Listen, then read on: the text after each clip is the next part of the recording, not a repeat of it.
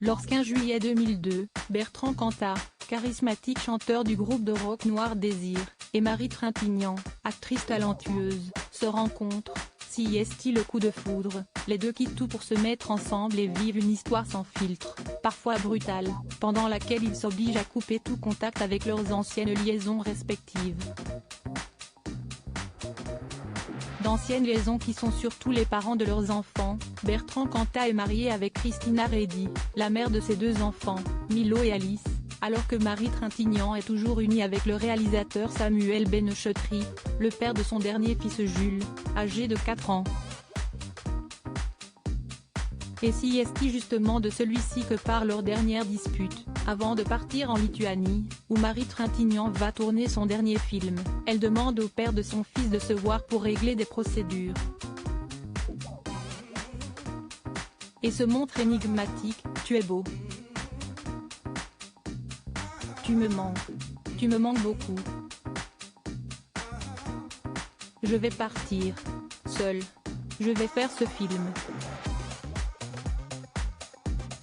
Et après j'y verrai clair, lui aurait-elle dit selon le livre sorti par le réalisateur, La nuit avec ma femme, en 2016 et plus récemment Désir noir, l'ouvrage biographique édité chez Flammarion sorti il y a quelques jours par Anne-Sophie Jeanne.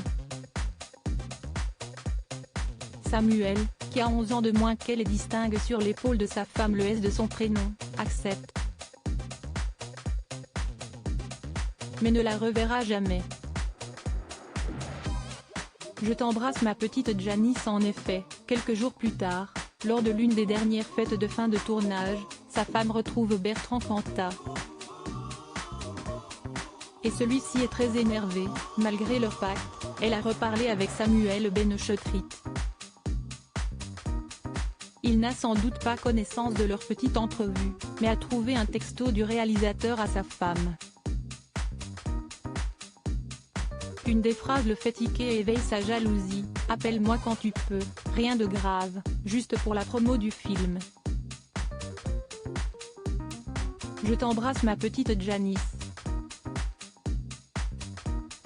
La dernière formulation, qui rappelle leur film Janice et John, ne lui plaît pas, et alors que Marie Trintignant le renvoie dans ses cordes avec une phrase laconique, « Me fais pas chier avec ça », il s'énerve. Si est un déséquilibre, une entorse à l'harmonie. La spirale funeste est engagée. Pendant toute la soirée, les deux amants se disputent, sans vouloir s'étendre sur le sujet avec Nadine Trintignant, qui vient se renseigner sur les raisons de leur brouille. Plus tard dans la nuit, alors que les voisins témoigneront d'heures entières d'hurlements et de disputes, le destin de Marie Trintignant sera finalement scellé à la force des poings du chanteur.